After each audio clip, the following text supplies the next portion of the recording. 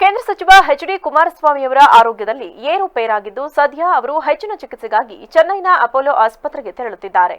ಕಳೆದ ಬಾರಿಯೂ ಚೆನ್ನೈ ಅಪೋಲೋ ಆಸ್ಪತ್ರೆಯಲ್ಲಿ ಹೃದಯಕ್ಕೆ ಸಂಬಂಧಿಸಿದಂತೆ ಚಿಕಿತ್ಸೆ ಪಡೆದುಕೊಂಡಿದ್ರು. ಕಳೆದ 4 ತಿಂಗಳಿನಿಂದ ಕುಮಾರಸ್ವಾಮಿ ಆರೋಗ್ಯದಲ್ಲಿ ಕೊಂಚ ಏರುಪೇರು ಆಗಿದೆ. ಹೀಗಾಗಿ ಚೆನ್ನೈಗೆ ತೆರಳಿ ಸೂಕ್ತ ಚಿಕಿತ್ಸೆ ಪಡೆದು ಬೆಂಗಳೂರಿಗೆ ವಾಪಸ್ ಆಗಲಿದ್ದಾರೆ. ಕೇಂದ್ರ ಸಚಿವರಾದ ಬಳಿಕ ಎಚ್.ಡಿ. ಕುಮಾರಸ್ವಾಮಿ ನಿರಂತರವಾಗಿ ಪ್ರವಾಸ ಹಾಗೂ ಕೆಲಸದ ಒತ್ತಡದಿಂದ ಆಯಾಸಕ್ಕೆ ಒಳಗಾಗಿ ಅನಾರೋಗ್ಯಕ್ಕೆ ಈಡಾಗಿದ್ದಾರೆ. ಇನ್ನು ಕುಮಾರಸ್ವಾಮಿ ಆರೋಗ್ಯದ ಬಗ್ಗೆ 4 ದಿನಗಳಿಂದ ಊಹಾಪೋಹ ಎದ್ದಿದ್ದವು. ನಂತರ ಕುಮಾರಸ್ವಾಮಿ ಆರೋಗ್ಯವಾಗಿದ್ದಾರೆ ಎಂದು ಆಪ್ತ ಮೂಲಗಳು ತಿಳಿಸಿದ್ದವು. ಕುಮಾರಸ್ವಾಮಿ ಅವರು ಕಳೆದ ಕೆಲವು ದಿನಗಳಿಂದ ತೀವ್ರ ಜ್ವರ ಹಾಗೂ ಕೆಮ್ಮಿನಿಂದ ಬಳಲುತ್ತಿದ್ದರು.